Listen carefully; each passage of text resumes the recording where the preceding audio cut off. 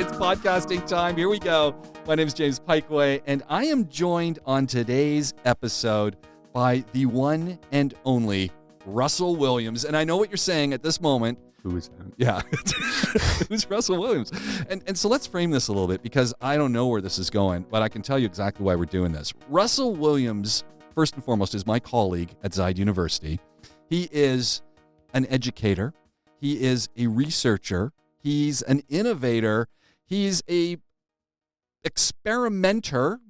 Oh, good. I like that. Yeah. And he's a outer. The tester outer. Yeah, experimenter. I don't even know if that's a word. But the one that I... You have a PhD. You're allowed, brother. You can make up words. But what I've dragged him to Dubai for is to talk about the other hat he wears, which is he is a board game designer. And yeah, he's got it here. This is fantastic. So we're going to be talking about Russell. And ultimately, everyone who's ever thought, I've got this really great idea, and should I? And go and do it, because Russell has done that with his board game, and it's fantastic. So that's what we're talking about today on the show. Welcome. Great to have everyone with us. Whether you're listening or watching, welcome to the program. And Russell, great to have you here. I like to think, thanks for having me. I like to think I have a face for radio, but I guess that might age me too. I have a face for audio podcasts, but and I'll try to pretend I'm doing lots of voices. So can you do some voice work? Can you do any of the Sure. Muppets? Can you do Cookie Monster? What do you mean? Wait, you have Cookie? You have Cookie for me? Hey, Kermit the Frog here. Yeah. We have a lot Fozzie of... Bear. Fozzie. Wait a minute, I can't do Fozzie because it's like, no, you want to do Fozzie the Bear, you know what you do? Afraid you will be. Same guy doing Yoda. Everybody forgets. A little too old for Baby Yoda, though. Grogu. I do not. Yeah, He doesn't sorry. speak. He doesn't have any words. When did they learn how to talk? Yeah, I don't. Yeah, good. Where in their evolution? Yeah, because he doesn't even grunt or. No. He was doing a little bit of the Transformers thing there for a while, where he was using the beeps and the bops from the droid. Oh, he would. Yeah, but that would be his parent, right? So he'd be imitating that. Yeah. But yeah, he doesn't. Maybe have. Yeah, that's an interesting thing. When do they get speech? Because Yoda was very articulate. Very verbal. Yeah. Yes. Mm-hmm. It is what it is until it isn't. Yeah, and you have to restructure all your sentences. But now, anyone who's listening has gone, we're out of here. 1977. Yeah. 11 times I saw Star Wars 4 when it was Star Wars 1. Yeah.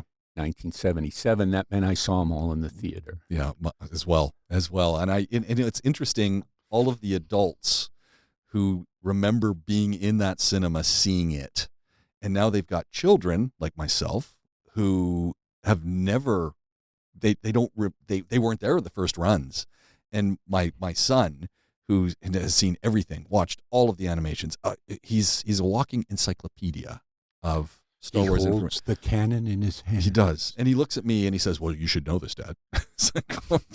I went and saw him in the cinema. I was not taking notes. Then you would appreciate this story. Last year at Middle East that we in Abu Dhabi apparently took from you guys here in Dubai, the Middle East Comic-Con. Yes.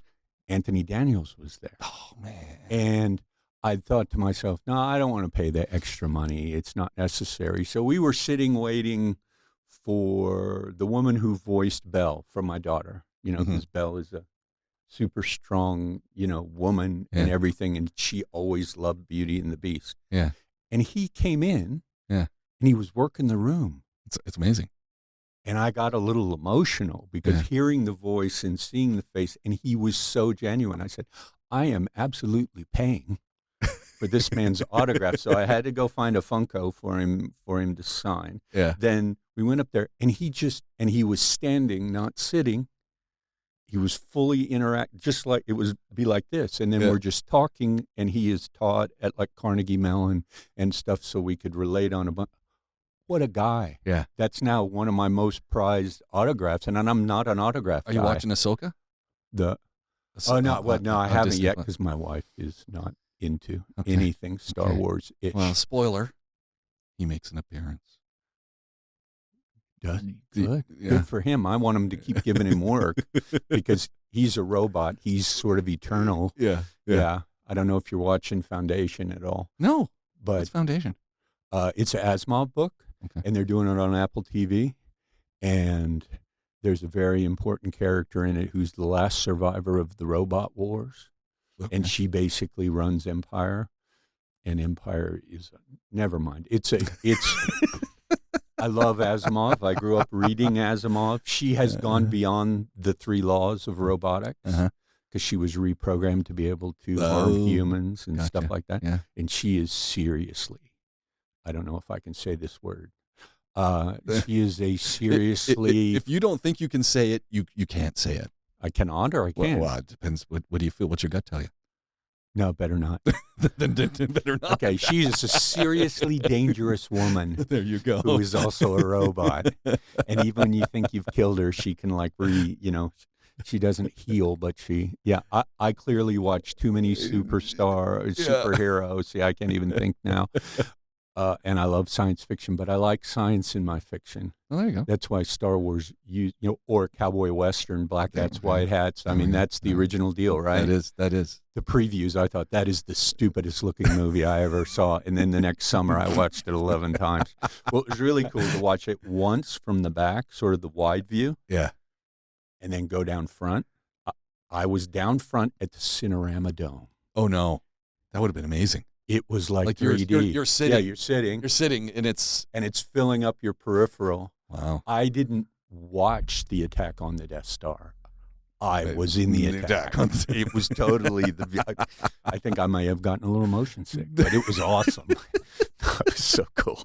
Sorry, it's such a great memory of when I'm like VR. Yeah, we've already been doing VR if you just sat down at the front at a wraparound theater. Yeah, But never mind. There was just the dome.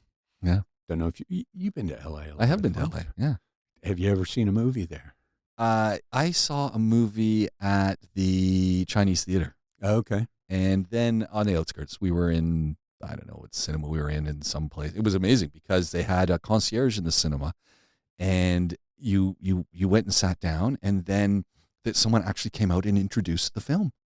Oh, they've put that back in. And they were talking about it, and there was just myself, my wife, my 2 boys, and we're looking around, and it's just giant IMAX, just 4 of us. What'd you see?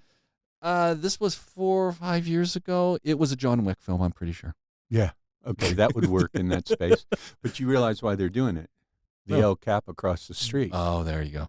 And Disney's charging a lot of money. They've gone back to vertical integration, and they're charging a lot of money over there, and they've got an organist. Right, exactly. They've got, like the old times. It's super old school over there. So it's like you go in. So they're trying to get that vibe back, even though it's a multiplex. Right. Et cetera.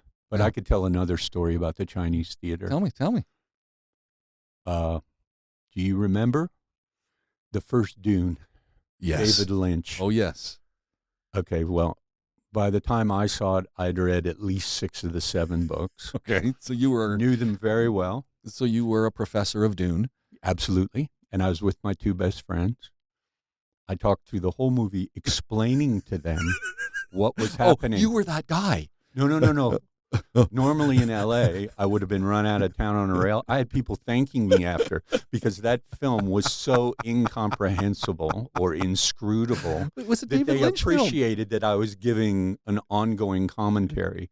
How something that's called an ornithopter looks like a box with tiny wings on it. I still don't understand. But the new Dune, I cannot wait.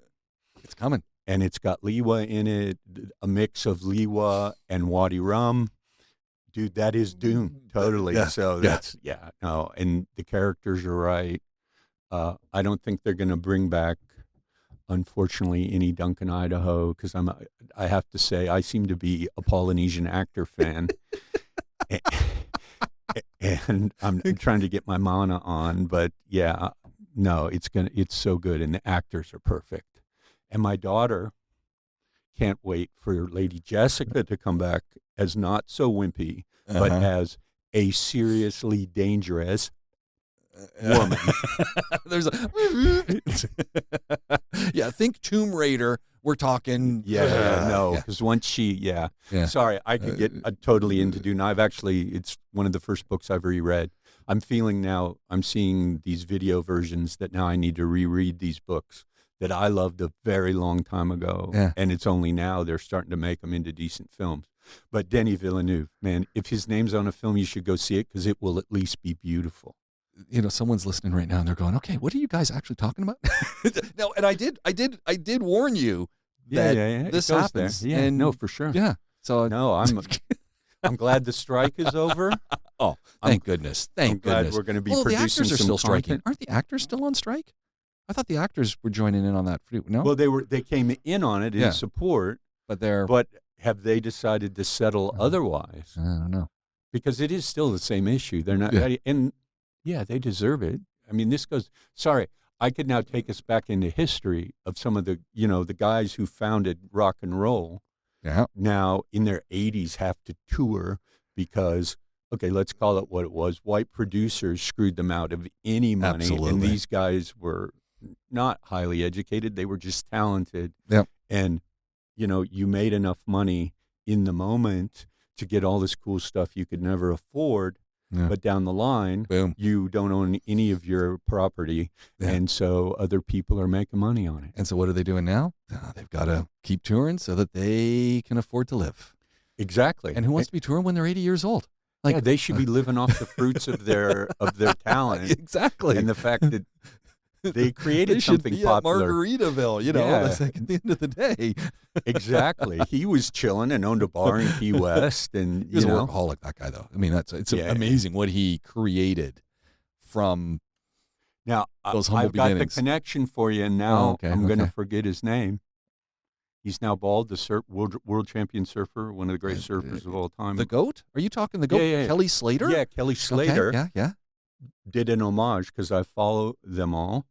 And he was talking about how Jimmy Buffett was like a second father to him. Wow. They had a great relationship. And I mean, I'm now seeing it, the whole workaholic thing. It's not about Partyville and Key West. But Kelly Slater, man, he's still working it. I know. The dude is... He's the GOAT. And then I could tell you about when I met Sean Thompson on the beach at Durban. Oh, but man. After seeing him in Galveston... And he pretended like he remembered me. That's and it nice. was like, That's nice. That was cool of him. That was cool. very I remember celebrity. Seeing you, I was like, dude, how's it going? And I'm like, dude, it's so chill. Much better surf in Durban than in Galveston. He was out there pumping it. Yeah. Just trying to get anything out of this small swell. Well, and that's one time we were at the surf comp in why is it missing my Huntington Beach? Huntington Beach, yeah, Surf City, USA. Yeah. There you go. Thank you. We're riffing off each other here. There you go. And Kelly Slater is there doing his thing, but there's no waves. There's nothing. It's almost flat. But he's getting something out of it. So this is the thing. He's getting something out of it, and then out of nowhere, out of who knows what and how, there's a little bit of a lip, a little bit of a tube on something, but we're talking. It's only like a foot and a half away. He gets into it. It's like, everyone's just going sliding across the top, he's doing underneath. He's underneath. He goes. Yeah. He does a little loop. He's in the tube, but the tube is like this big. It's 2.5 feet. He still made it in and out, and people are just going, yeah, because he's the GOAT. He's the GOAT. Yeah, Slater all the way. All the way. Yeah, no question. Yeah, that was pretty fantastic. So my South African connections might make me say Sean, but yeah, no, Kelly Slater. He's the man, and he's still doing it. He's still doing it. He's in his 50s now. I mean, he doesn't look like it, man. No. The ocean is good. It's treated the ocean him very is well good for you. It's treated him very well. Anyway. Yeah. There we go. So that's. Hey, we did want to. I mean, I gave you that wonderful intro, and thanks. And it's kind of cool because I do think when we talk colleagues, very few of my colleagues have sat down in front of these podcast mics with me. Really, very few. I know that's what I often say too. Really, is I think Badran, who's now in Abu Dhabi. And maybe one other person from another college, Ian Michael. No, dude, that's wrong. Oh, okay. Ian Michael, from business. Yeah, from business. Okay, no, and that's it. Yeah. That's it. Say two. And I've always said, man, I work with a bunch of characters who... For sure. And characters in a positive light who have so much to share. And I often find that, we talk about what we do, and, like you're a patent holder, you do this great research, you're into online gaming stuff, you're teaching all sorts of really interesting communication courses and tourism courses and stuff. My obsessions, yeah. And that's our life. And then I always say, but all of these people, these characters, as I call them, that I work with, that's only one dimension of their life. And it was not, about a year ago, it came out that, Russell has created a board game. And I'm like, what? Like, I talked to Russell quite a bit. How come I've never heard of this? What? And yeah, it was a process over a lot of years. So tell me about, this whole idea, because if I think Russell Williams, I'm thinking mobile phone, maybe an app, maybe an electronic game. But no, you've gone old school to the core and created a literal in-the-box board game. Sustainable box. Made of, okay. Don't have all the plastic, so we're looking at a sustainable thing. Sorry, I was not very organized. It's a board game. Printed in Abu Dhabi. So it is sourced in Abu Dhabi. I can't say the plastic is sourced in Abu Dhabi, but petroleum product might be. Dude, wait a minute. Look at that. I got a whole mess going on in here. This is awesome. This is a played board game right here. Yeah, this is. So then we've got rules. Yeah, hold on. There's another piece here. Okay. Yeah, no, that's another thing. Yeah, excessive accoutrement. But so actually, it totally fits in with all those things, because the way it started was I had an idea. Okay, one of my first research things. I study people playing games, and because I am just like Star Wars, I played video games back in the day. My dad bought a Mattel Intellivision. I've got one at home right now in Dubai. Dude, that's like a handful. And that disc controller is maddening, especially if you're not in the right perspective it's wrong. And trying to figure out which way to make that race car turn left or right. You know what I'm talking about? I know. So we had that because my dad was not going to buy the Atari. No, of course not. He's going to buy the secondary one that, in his mind, and actually my dad was a computer programmer from back in the day. Yeah. He programmed spy satellites. So back, and I didn't find out till I was 35 years old at a job interview when somebody said to me, "Don't mention that to these other professors." And I looked at them and go, "Why? That's a front." For who? Yeah, the 3-letter organization that has black stars on its wall. So where the Mr. and Mrs. Smith. Yeah, you're talking about what led to you start thinking about it. So the first thing we did was I actually got from Hasbro their original computer version, gift in kind of Monopoly. Okay. And we had it on, I think, Mac SEs at the most. We had a lab that I built. It was back Apple, the new Media Labs program that Apple was doing. And I talked to Hasbro and I said, I want to do this study because part of my thing is I love sports. Right. Okay. So I'm a big Liverpool supporter. I'm very excited about the Dodgers. I know baseball and real football don't match very well, but they do. And I always thought about the aggression I feel. My wife won't go to sporting events with me because I get your passion builds up. And I mean, it's an effective. Your South African wife. No. If it's rugby, yeah, that's okay. I can yell at the ref all I want. But American sports or in real life. Forget it. Yeah, no, she's less interested in my intensity. Okay.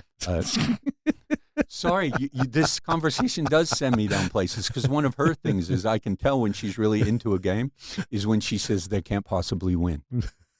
Once she says they can't possibly win, I'm like, she's rooting hard. Yeah. Even if it's silent, I know where we are. That's, the product of 30 years.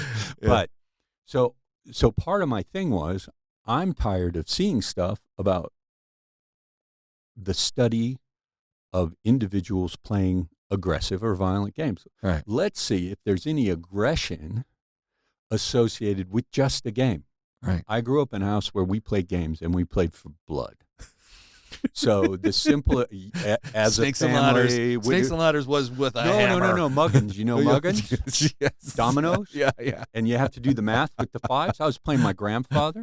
My grandfather's like, if you can't multiply your fives any faster than that, we're moving on. So boom, you're done. So from my grandfather, who was a teacher in a one-room schoolhouse in rural Illinois. Okay, now see, everything's a story. And so that's what I grew up with. So I loved playing games. And then the other story is we went and visited some friends on the other side of L.A., I think like over in San Bernardino County or something. So that's really far from L.A. County for those of us living there. And we went over and we decided to play Risk. I love Risk. Risk's a great game. I was about 13 years old, and I was about to run out of armies. And the host said, let's form an alliance. My dad looked at him and said, don't do that. It's not a good idea. Don't do that. He said, no, I'm going to do it. Within 3 moves, I'd wiped him off the map with all the power he had given me, because the point is we're playing to win here, aren't we? And I'm the youngest playing this game, so I need to prove a point. So, and I didn't want my dad to be a liar. Yeah, I needed to support my dad in that way. And I mean, we're still good friends, so that works. But that's what I grew up with. Board games are in your blood. So yeah, for sure. Yeah. And I'm from that generation. But the thing is, you remember these moments. I mean, I remember my grandfather really fondly from playing these games. And actually, I think we were playing in Yosemite. So we were playing in the great outdoors. Yeah. Camping and the whole thing, and remembering that part, and then seeing old friends we hadn't seen. We played games, and I very fortunately have a nephew who's a total game geek. There you go. He's a master of Catan. He's a master of all these. I mean, he introduced us to Pandemic, not the version you play on the computer, which is silly. This is actually a really collaborative, cooperative game. But so I thought to myself, what I'd really like to do is take it a step further, because what we found was actually that based on gender, our biggest outcome was that there was more aggression with men than women. So this was in Pennsylvania, et cetera. And I thought, what would be good is if we could do this online. Right. And so your love, just to bring recap here, your love of board games is in your blood. Yes. Then as an academic, you're studying how we're playing games, which ultimately also leads into a digital world, which is very interesting. And so you're bringing your passion into your scholar. Yeah, remember work. Wired magazine? I don't even know if it's still out there. Yeah, it's like issue 2 or 3 with Sonic on the cover. I don't remember that, but I do. It's very vivid to me. It was one of the first ones. And what they said very specifically, if you want to know the future of computers, look at video games. There we go. Because it's always higher. And it's better processing speed. It's better visual depth, and all those sorts of things. So I was very interested in it because I had played a lot of games. And for a guy who, with my education and even at that point, some of my age, people didn't imagine that. I mean, the actual average age of people playing video games is much higher than the world imagines. Actually, there's even data that here in the UAE, Emirati women continue to play video games at a higher level than Arab expats, who then play at a higher level than Western expats. Wow. So that was from that park data from back in the day, and that was like super interesting. And I've had conversations with Suhaila and other people, and we've discussed why, but we can't publish any of that because it's one person's opinion. So now we're trying to work out a way to find it. But it's just this, I love games. But I want to take out the violent part of the game, so you can't say, "Oh, violent game." You go back in films, and the violent games sell. Let's face it. I mean, you look at what is being marketed now. Well, I have students who say first-person killer. I have right? students here, who say their fathers play GTA. So it sounds a little haram to me, but hey, I get it. And so my idea was I wanted to make a game that was nonviolent, but had competition in it. And So where did that process start then? Because no, that started 'cause when you've I moved to Hong Kong. Okay. And I got published. And to be honest, I don't know where this comes from the arrogant guy I just introduced to you.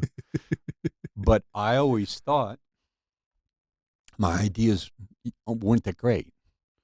But everyone's like that. Very, all inventors are like that. Weren't very original. That's what everyone thinks. Everyone thinks that about themselves. Yeah. So, yeah. And their little third-person effect, other people are smarter than me, whatever. And actually, it was a master's student, and when we started, I told her, okay, we're going to get you your master's degree with this, but then I'm going to publish it, and my name's going to be first. You're going to do all the hard work. But it's where that kind of system works really well. She was totally fine with it. It was great. Submitted it to a conference, best paper. What? How is that possible? It was super simple, very straightforward. We had positive findings, all this stuff. Ended up first attempt to put it in a journal. Yeah, as is. Don't have to edit it. It's like, that's never happened again. That's fantastic. But and I'm like, okay, wait a minute. It feels now this is a pretty good idea. So I was thinking about taking it further, and I was thinking about online environments, and I was now in Hong Kong. And so what I thought about was, okay, it'd be really cool if I can establish a relationship with some people in Taiwan. Then I can take kids in Hong Kong. So there's there's a natural geographic physical divide, and I could have them play a game. But what game am I going to have them play? And see, one of my issues with Monopoly is, okay, sorry, I'm going to go here. You're getting the dice, a die there out of a bag. That's everything in Monopoly. Yeah. Is that device right there. Yeah. You might as well go to Vegas. And at least you're not putting money in it because Monopoly is decided first 2 times around the board. Yeah. Oh, by the way, this dice has really nice weight to it. It feels nice in the hand. Okay, sorry, I'm obsessed Where'd you with that source part. that from? Okay. So I used to live in China. So, okay, sorry. So I thought, okay, I need a game where, yeah, there's going to be chance, but we also need skill. We need something because then people's response will be different. Right. Okay. Yeah, So this whole long story was I had to design a game. So what I did was I can't program a game or ask someone else to program a game. I understand what happens. Can I properly code something? No. But can I get something started? Yes. So I created a paper prototype. My decision was, here we go. I was going to do New York. Okay.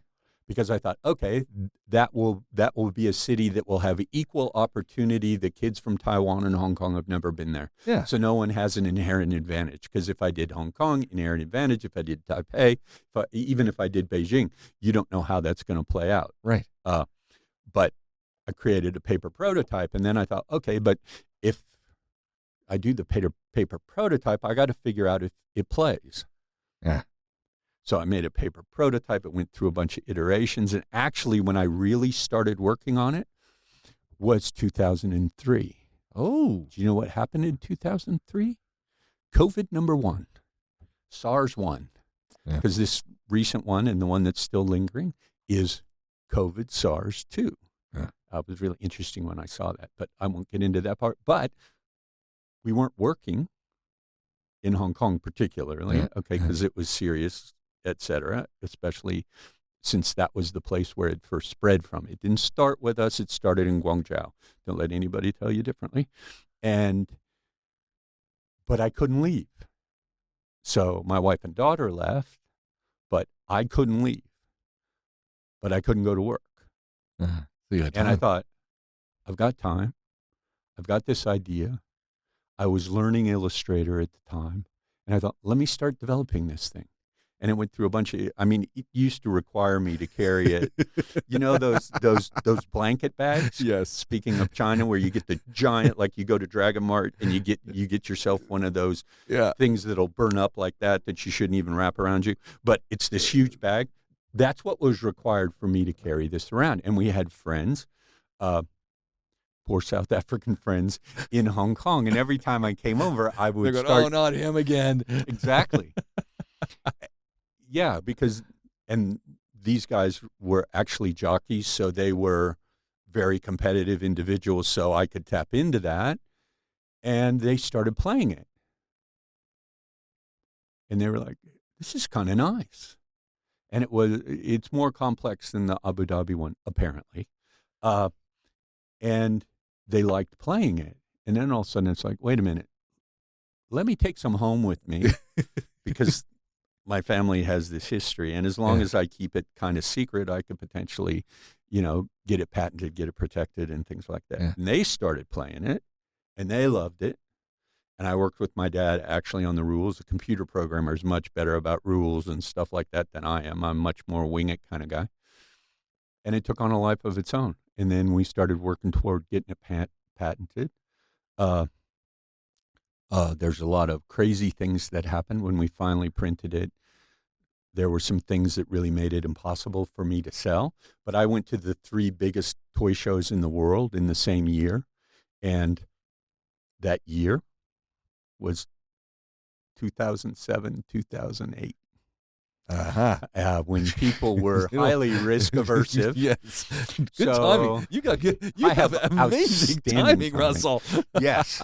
So I was in Nuremberg for the Spielwarenmesse, which is the top 3. So Hong Kong, New York, and actually my mom and dad. I went to New York, and my mom and dad flew out to New York, and we spent time together, and it was fun. Yeah.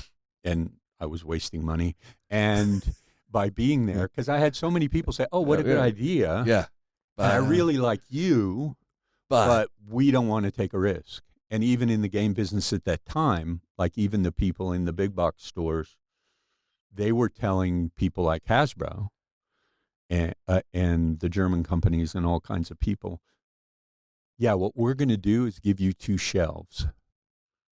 You're going to stock it. You're going to take all the risk, and anything we don't sell, we're sending back to you, and we're not paying you up front." And they were kind of stuffed. So I said, okay, we'll do that. And that's why we end up with Scrabble and Monopoly, right. And we end up with these games we've seen a million times, and the game has to be so large audience, et cetera. And the real story comes down to I actually hate Monopoly.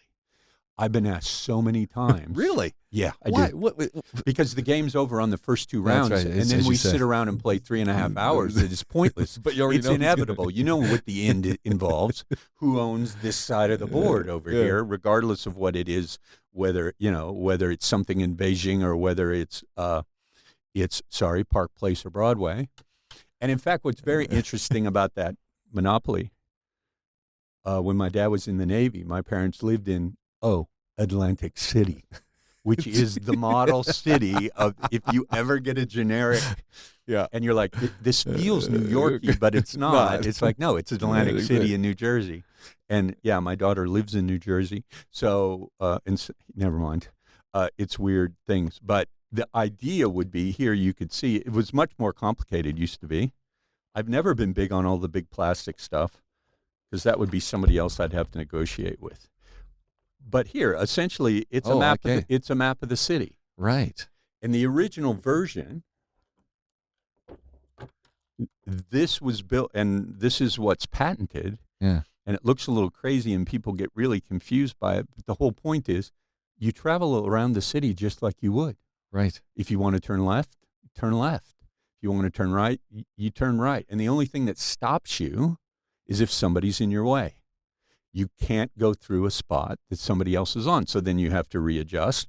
And as a tourism person, I love walking around. I love seeing stuff.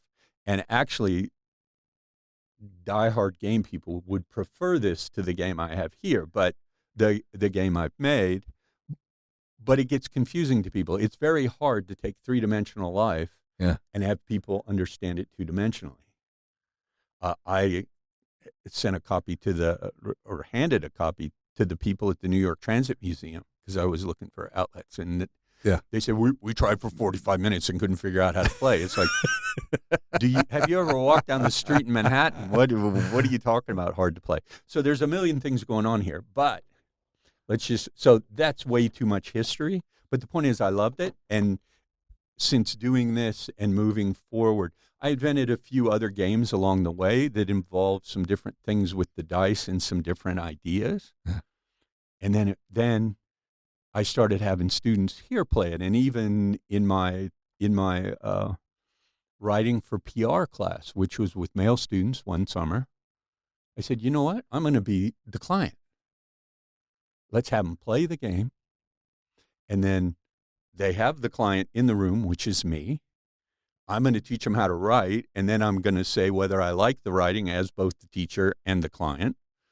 And we did that. We played the game, and they threw some suggestions in that were like, okay, cool. I hadn't thought of that. And some of them were like really appealed to my aggressive heart in gameplay.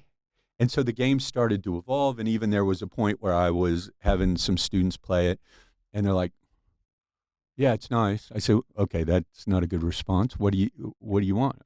Sir, there needs to be Arabic. And I'm like, yeah, that makes total sense. I'm the only person in the room. First language English speaker. Yeah, who natively speaks English. I don't know if native's the right word. But then what I also did was worked on a fixed path. So instead of having it like you're in a city with the New York version, you've got a path. Yeah, where you randomly choose. Now what I have, okay, I don't know where we could see that or not, and there's too much stuff. Let me move it. This is how I live my life. I always have to clean up after I talk.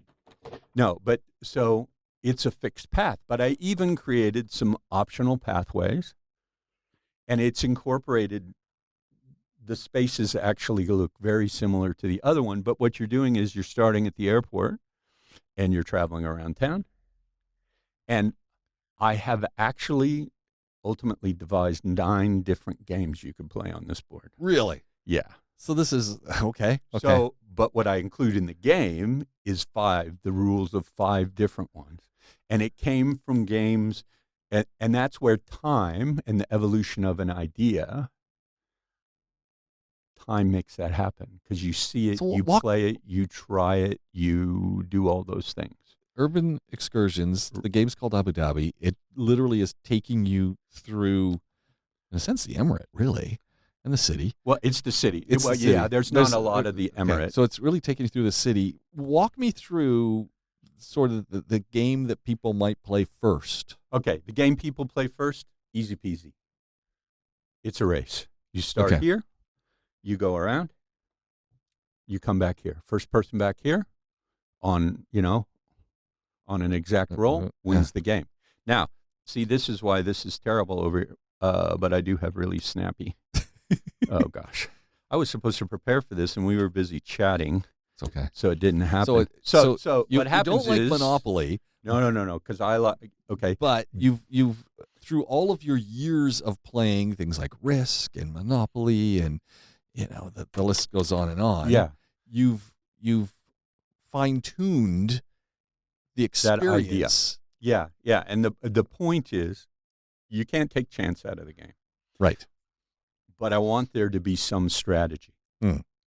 So, and some of this is actually came from that men's class. All right. Because I had these things which are opportunity cards. Okay. So, how do I get the opportunity cards? Where do? Okay. Okay. So these used to have question marks. They've evolved, and I came up with this sort of sun design thing as my skills got better in Illustrator, etc. But so there's this whole bunch of opportunity cards. So there's one. Okay. So it's a helicopter. So in the old game you could fly anywhere. Right. But in this game, since you're on a path, if I'm past that path, I could be anywhere here. So if I landed there, okay, I took this helicopter, I could fly to there. So you can fly. Okay, that's and that's so the opportunity cards were all kind of positive in that way. Yeah. But those students said, "Well, sir, couldn't I use that card against someone?" And I said, "Okay, give me a day. Let me think about it." And literally, It was less than 15 minutes. I'm like, that's freaking genius. Genius. I love that. So you got your opportunity card to So take away the opportunity. Exactly. So the opportunity card could then be, somebody's way out ahead of me and I'm sitting here and I could pull them back to a helicopter. Yeah. Or, there could be reasons in other games to send them forward so they can't score, all sorts of things. So those were an opportunity card. But then this even evolved with play when I was playing with friends, and they would use these to help their kids. Oh. So you're playing and your kids are playing. You're not an established team, but you've got that, and your son or daughter is over here, and you say, well, gosh, I can get them out ahead. Let me play it for her. So you can play these. You can only hold one, because my ridiculous extended family, we played once for 3.5 hours in a very Monopoly-like way, because, man, they just kept drawing opportunity cards, and then they were holding them, and then they were playing them. I said, no, I need rules. But so there's things like that, okay? Those students suggested jail. Sir, there needs to be jail. I'm like, jail? I'm like, okay. And then I figured out how to make jail operate. And actually this summer I thought I could make it softer. I could make it spa. You got to go to the spa. Because then I was in L.A., so I was thinking, you got to go to rehab. But then it's like, no. Let's just, so we'll see if I go to the spa. But it's like everybody in my family, and they're like, everybody understands jail. I said, yeah, but sometimes when I show it to people from these cities, they get upset. My first version for New York had a mugger in it. Of course it did. Holy crap. New York people and Korea, we're not playing that game. What is that stupid card? We don't have muggers anymore. I'm going, live with that fantasy. Okay, but I am from L.A., but I actually do love New York. And that's a very unusual it's thing. Very unusual. It's either one or the other, my friend. Yeah, no, I am on both. But so this card, even as horrible as it sounds, could be used positively. It could move you up on the board. It could move you sort of in line to score and a whole bunch of things like that. And this has a touch of nostalgia in it that I've dialed down. But basically, if anyone rolls a 5, you come out of jail. Okay. And see, that was based originally on 5 and 3. If you've seen the Jumanji movie, that's the only way he gets out of the game is with a 5 or a 3. Okay. Or a 5 and a 3. So that's where that roll. So that roll sounds rather random, but it's not. It has meaning because I have that sense of nostalgia. So what ends up is these cards take this pathway, and there are options in it, but it takes the pathway and makes it less fixed, and it pleases my video game soul because I have a lot more options. I have choices. I'm not stuck in a square. What are the other cards? You got other cards here as well. Let's see. What do we got? So we got. But you got these opportunity cards, but I see tons of cards though. Okay, so all right. So first game is just a sprint. Okay. Nice. Okay? Get you warmed up. Right. Get you warmed up. And see, the point is get you playing with the opportunity cards. Right. Okay. So you start. Okay. You go. Okay. You get hooked on those because that's. Sorry, my audio's not good because I'm coming around the mic. Get you start learning the strategy, because the other thing, one of the other sustainable things in my mind, at least about playing this game, is you're learning. As you learn the game becomes more fun because you learn where's the power, and the power is in opportunity. So that's why you can only have one opportunity card at a time. But you can only hold one. Yeah. And if I pick up another one, I got to choose because I can only hold one. Yeah. And then am I going to play it? And if you don't want to play, so maybe you decide it won't do you any good, so you play that way. Now, the other cards match each part of the emirate. Okay, so each of these places. So are these like parts of the city? This is older, yeah. So we've got Manarat al Sadiyat, and then so obviously a future version here is going to have the Abrahamic family. We're obviously going to have to add the Getty. I'm trying to think.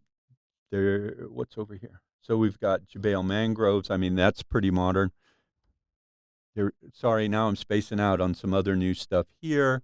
And then, I mean, it's even got Hudayriyat, which you guys from Dubai probably don't even know what I'm talking about. But so these cards match, and there's two kinds. There's My Cool, okay, Emirati logo, that was built all, that demonstrates my increased skill in Illustrator. There you go. And then there's two kinds, and then there's kinds with a star, and that's for a different game. Okay. So, but they both score the same. The second game is you want to get over there, and you get a bonus for getting back to the airport, but you score for every place you land. So then these cards, okay, like a medium move, 6 plus or minus, or one of the most powerful cards in the game is this one, which is a minor move, 1, 2, 3. Oh, okay. Because then get to the end. I could roll and go just just short or just past. I pop out this card. I go one back. Boom! I've scored, and only the first person scores. Okay. So dynamite comes in small packages. So, and also I like to get all braggy on my attraction cards. That is the pattern on the back is a Kufic version of Abu Dhabi in several different angles. And it's nice and small, so it's a little subtle, but it's very cool. I can't write in Arabic. Everything about this game ended up being collective effort. Yeah. I paid a little money for some translations. It was the weirdest thing I've ever seen because I got two totally different translations. Because I took that to colleagues and I said, okay, here's the English. Then I started colleagues, and then so Suhaila, who's Palestinian, speaks Arabic, and then I took it to my Lebanese friend, speaks MSA, so he understands modern standard Arabic. But there's something about being from Lebanon that's very precious, about being specific, and it was really cool. So I found ways to evolve that and to have the language on the board to make people feel comfortable, and also, to reach out to a whole population of MENA expats. And even for people who've lived here, having the Arabic on it makes it feel like here. Yeah. Whether it's Dubai or Abu Dhabi. So that second game is that. Then the third game is when I'm going to have to remember in order, but the third game is when it starts to alter a little bit. Oh. And I believe it's unique, but I don't think I'm going to try to patent it. But you play tag. Oh. And you're only safe from being, so the person starts, they're it. And what I've done is metaphorically everything's about celebrity. So that person is the celebrity. So you want to go back to there and you want to be the celebrity. Okay. But if anybody lands on the same spot as you, accepted attractions, so attractions are safe, then they become the celebrity and then everybody else is civilians. So it's celebrity and civilians. So basically, I found a way to play another three-dimensional game, which is tag, that everybody knows. Yeah. And most of the time, you don't want to be it, depending on your personality. Yeah. Okay? But in this game, you do want to be it. So then these opportunity cards get crazy. Right. Okay, so you can't get tagged and change your role in jail. But hey, if you're way ahead of me and I put you in jail, I got a chance to get up close to you and to swap. And the thing is, the character of the cards change. Okay. Because the goal. Yeah. So a card that says the exact same thing now has a different value. Oh man. Okay. And then that game usually plays out really, really well. I think that was the game we were playing, and we were playing with one of my daughter's friends. And for some reason, he decided to send me back to the heart of the city. So there are two cards in here. Wait. Let's see if I can find one, because I'm so disorganized, which you can tell. All right. I thought it was going to be audio, and I could pretend this wasn't. It is audio. Okay, it is audio. Nothing's happening. Do not look at the man behind the curtain. Just ignore him. There's nothing going on here at all. So I'll put a few of these just for discussion. So, I can't tell you how many times at shows and other places and say, oh, this is exactly like Monopoly. And for a long, long time, I'd go, no. And I'd be really upset for that very reason I told you, because I'm not a huge fan of Monopoly. And then at one point, I just decided, you know what? I'm going to say yes, so they don't walk away and think I'm aggressive or a jerk, or I have to tell my whole story of why I hate Monopoly, and nobody's supposed to hate Monopoly. And I just say yes, and then I'd explain how it's different. Yeah. And they were saying that about an open world game. So basically, even in video game talk, this game is on rails. The older game is open world. And I'd like to think, and actually my patent kind of indicates, I was one of the first people to put open world onto a two-dimensional board, where you have this whole idea of you travel around. There's plenty of games where you travel around. And then going back to the whole original thing, I was working toward this research project. That got thrown away because I got into doing the board game. This is nostalgic for me. It connects. And I think we're missing this in society. Yeah. Is a game like this can make what we're doing together happen. Yeah. Because you can be in conversation, you can play with your kids, you can play with just your friends, you can choose what level intensity you want to play, etc. So there's two of these cards, which is the heart shot. Okay. And in New York, it's Central Park. That's the heart of the city. Here, I moved it to right next to Qasr al-Hosn, which, okay, it used to be by the mosque, but that's too far to one side in the game, so it's a little more central, even though it's way over here. And it is by Qasr al-Hosn, so that is the heart of the city. And you can move a person from anywhere to there. Okay. So my daughter's friend was almost finishing the celebrity game. He decided to send me here. Nice. What he didn't understand was this was the card he hadn't seen that I'd been holding the whole game. So then he came back and joined me. So a game that should have been over then proceeded to be played for another 45 minutes, and oh yeah, I won. Because then, and actually, I love playing with people playing my game because I don't play aggressively. I want to watch. I don't want to win. I actually was playing the game in a pitch once, and I was wiping this woman out. I was wiping the floor with her, and I was just going, I'm trying not to, but I'm thinking, no, I can't.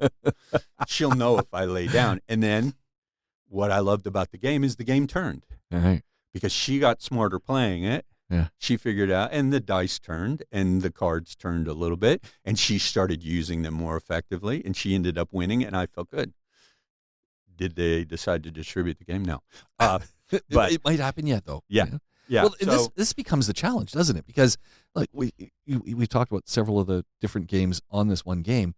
You've made it, you patented it, you've printed it, you've got all the pieces, it's boxed, it's ready to go. Now you got to distribute it. and we've been trying. This is hard. Yeah, it is absolutely hard. And even I was having a conversation with my dad, and he was saying, "Yeah, but you don't like the selling part." And it's like, yeah, if I could get one win of a reasonable size. I mean, even the New York game, I pitched it to FAO Schwartz, which apparently has come back now. I'm very excited. That's what I hear. Because it disappeared, and then I saw it in some show just recently because they overgrew, and we could talk about the business principles there. But FAO Schwartz, the Dancing on the Piano big movie, FAO Schwartz. And I was there with kids from Hong Kong, and I decided, okay, I'm going to pitch it. And they had this thing where once a week or once a month, they had open pitch. And I showed it to this guy who was there. I happened to be fortunate to be on that day, or maybe I planned that trip. But I showed it to him, and he said, "This is great." He said, "You know what's really great about it? I wrote a guidebook to all the places. I wrote it. I photographed it. All of this media is mine," which really throws people off. Wait, you're a university professor. It's like, but I make stuff, and I want to make it all myself.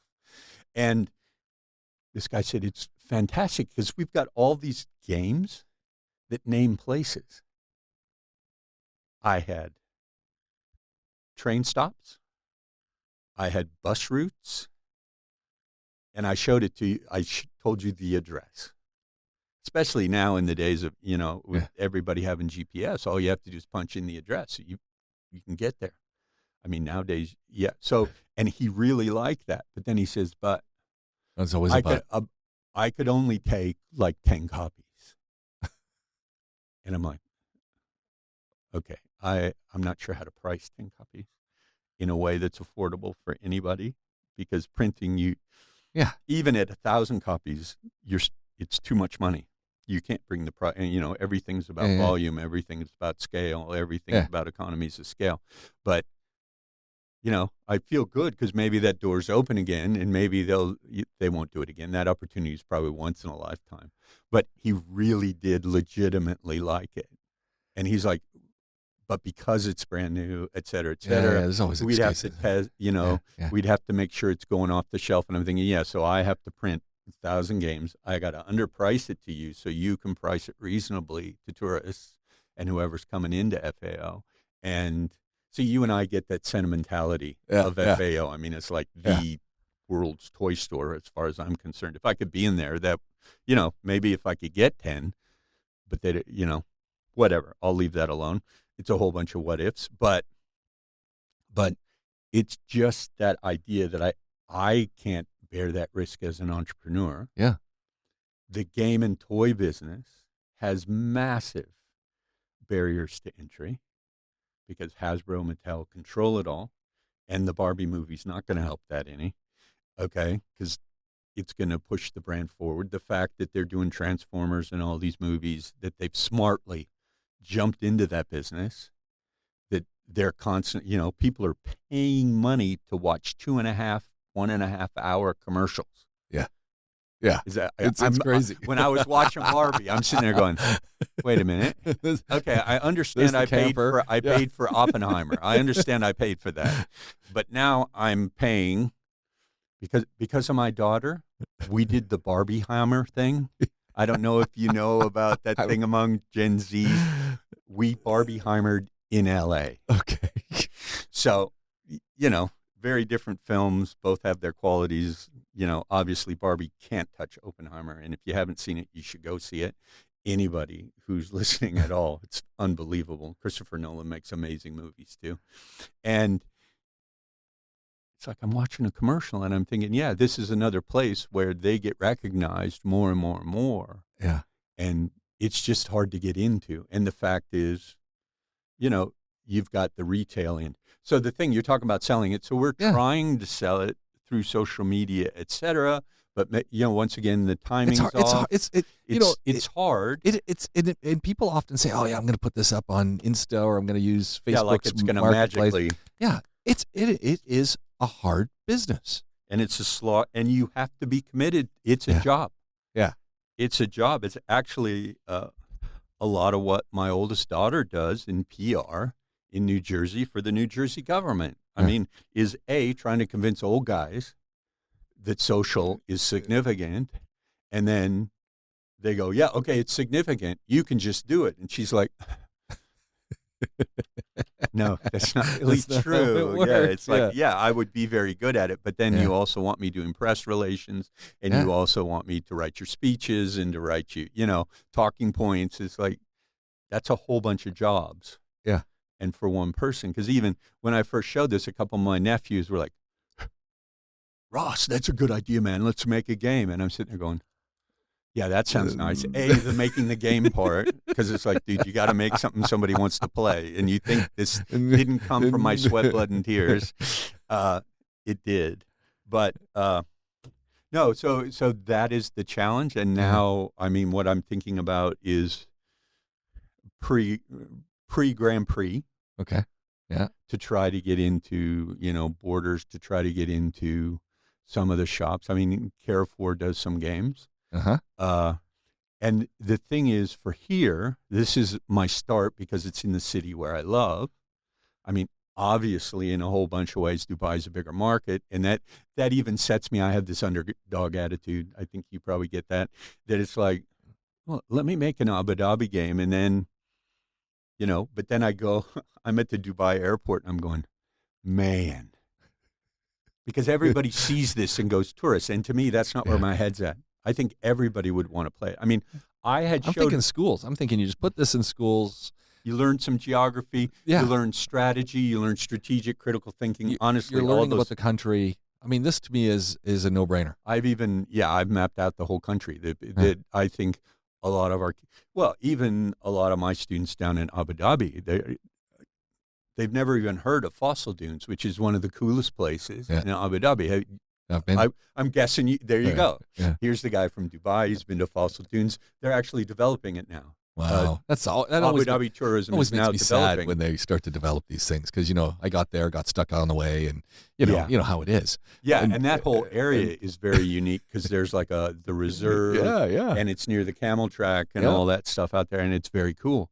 But it's like they've never thought about it, and it's an interesting geological phenomenon of chemicals in the sand that make it permanent, and it's beautiful. It's beautiful photographs. It's great Insta. It's all those things. But even as I went around, I mean, I recently was doing a survey in my tourism class of where would you send me? Where would you send your friend? Where would you send a foreigner? So I'm a foreigner, but I'm a resident. And obviously I've stood in front of them and told them about all the places in their home because I'm obviously addicted. And Alquana came up big. I'm not sure. Do you know Alquana? Which means the channel, by the way. Yeah. No. Okay. It's new development right before the Musafa Bridge. Okay, I know where that is. It's where they have Pixel. They've got the play space. They've got the National Aquarium. I didn't know it was called that, but I know what you're talking about. I didn't know it had that name. Right, the last building, if you're coming from here, the last building heading into town says Alquana. Okay. And that encompasses everything. Sorry, that encompasses... When you're demonstrative, it's hard to... But it incorporates... And I thought, okay... Yeah. I do get it. I mean, I spent a lot of years taking my daughters into school and drove past it and watched it be built. So I think, okay. And the National Aquarium's there. And that would be, I mean, I still have to debate whether I'd want to put SeaWorld or not. Right. My Gen Zs, Yeah. And otherwise, I'm a season pass holder on Yas Island, et cetera. But it's one of those things that changes over time. Yeah. And even this other philosophical thing, every city has its own character. Exactly. Based on its shape, its history, those things. I showed this to the parents of an Emirati student, and I had this red color and green color on it. And it wasn't exactly the way it is now. And the guy looked at it, he said, "Oh, look at that. You've got old Abu Dhabi and new Abu Dhabi." Bing, bing, bing, like goes on over my head because I think at the time Hudaydiyat was in red, but Hudaydiyat's new Abu Dhabi. Obviously, the development of all the Channel Islands here is new Abu Dhabi. Even Al Reem and Maria Islands right there, which is where the coolest shopping is, and some other places. So I said, let me embrace that. I said, let the red be old Abu Dhabi, and then let the green, except for the mangroves, be. So what is Dhabi. stopping you as a board game designer from saying, you know what, I really love teaching.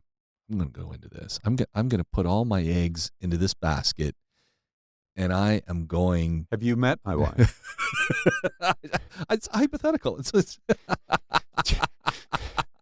She is highly risk averse.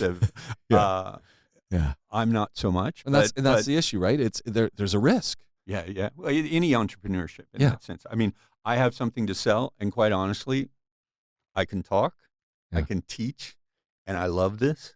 So it's easier for me to do that talk, but I have to recognize the barriers. I need a hit. Right.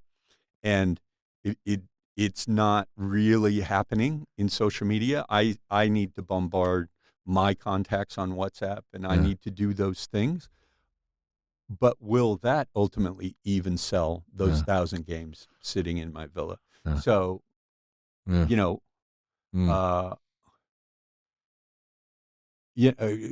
we wait till after Ramadan? And I mean, because Ramadan is board game time, we know. We actually got started after the time. Once again, the timing was horrible. It's always timing, isn't it? And link up with Vimto. Maybe you can a Vimto board game night. Ooh, man. Ooh, I like that, brother. You know some guys at Vimto? I don't, but we'll talk we can around. find them. We can find them. Okay. Yeah, that's a player. Okay, but That's pretty sweet. That's a good one because yeah, or you do understand that tang is the taste of Ramadan. I don't. Yeah. So there we go. Okay, the dry drink of astronauts that I loved as a kid. I'm thinking, wait a minute, that's the taste of Ramadan. I was kind of going with Vimto personally after being here a while, but. So this is exciting. These are exciting times. Yeah, no, there's possibility, and I mean, and this is the challenge. I'm even organizing in my head my pitches, and the thing is, you can't ever go in without having. You have to have a practical side. You have to know how much money it costs you to print, how much money they're willing to pay or not pay. They want 100%. They want 100% markup. They want to get 100% return. Right. So I have to figure out what am I willing to tolerate in terms of my return. Yeah. And the point is, the fewer games you print, the higher you're paying per unit and all that stuff. Which, wow, he's a communication professor. How is he talking about that stuff? Okay. So yeah, I've been around the block with the other game and different things, but it's just yeah, sorry, I feel like I'm talking too long. I hope you don't mind. But so where's this gonna no, then the thing is okay, I do need to sell this. Yeah. I think it can, because now, in fact, if I went to Borders or I went to Virgin, okay, they've never had a game like this. I mean, I sit there and watch the games they have. It's local. Yeah. It's Arabic and English.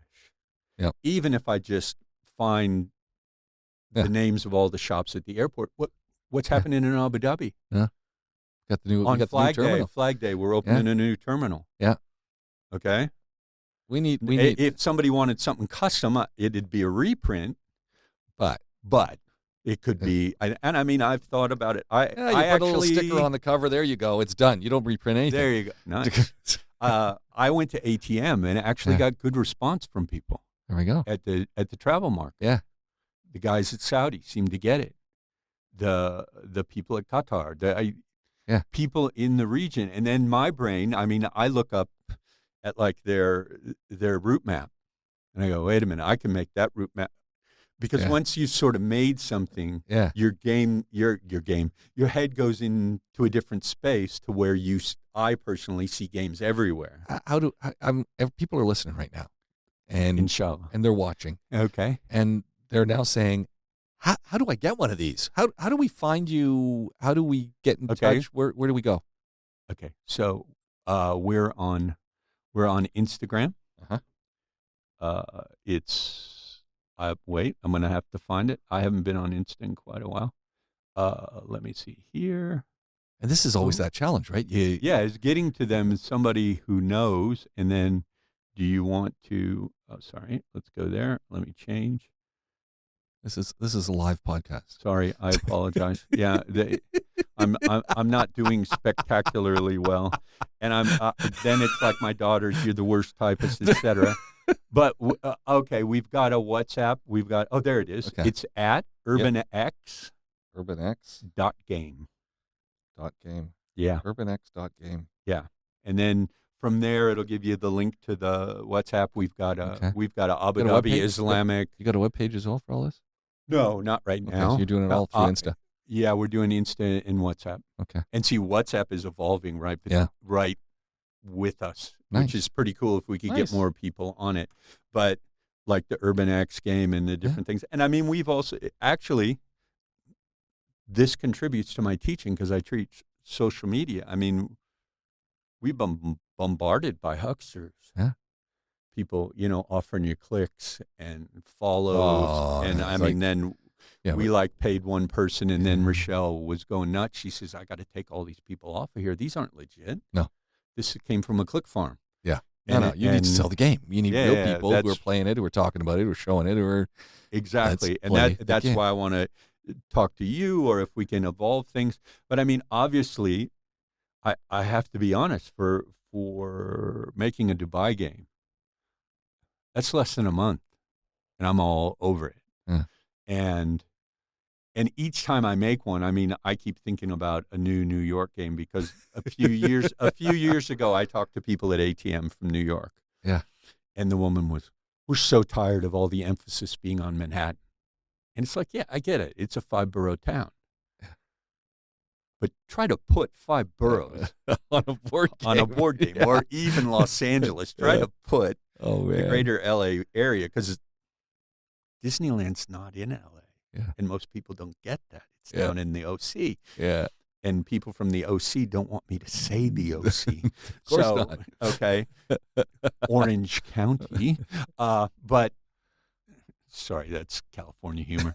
But the idea is I could turn that over. I have the basics to start a whole country game, a UAE game. And I mean, I've got places established and stuff like that. I mean, Sharjah, I'd like to be promoted, Jebel Jais, all that stuff, the fantastic historical and just beautiful spots in Fujairah. Yeah. And all, that somebody could come into Dubai. It's never ending. This is never ending, Russell. And it can be a promotional tool, and I'm pitching it that way. But these games I've got are a demonstration of it. And then beyond that is to say, okay, I could make bespoke for you in relation to what you want. And then for me, the biggest headache is always thinking about what's the pricing. Yeah. How do I price? The money, do I scare them away if I ask too much up front or whatever it is? Because I think it works, and I think people play it, and we're building it on honestly sustainable principles. Yeah. By game. Using cardboard, using recycled materials. Yeah. Turn off your phone. Yeah. Get the board game. Sit and be, and engage. The fact is, talk to each other. There's 5 games that become increasingly complex. There we go. So the hope is it's not a pretty box. I mean, you have to have a pretty box. It is a pretty box. But if you have a pretty box, you just don't want it to sit on the shelf. Yeah. And that's, to me, another line of sustainability. It's like, ooh, what could be my angle on Cup 28? There you go. So, and actually for a class a couple of years ago, I made a small game in less than 2 weeks. There we go. You are the game guy.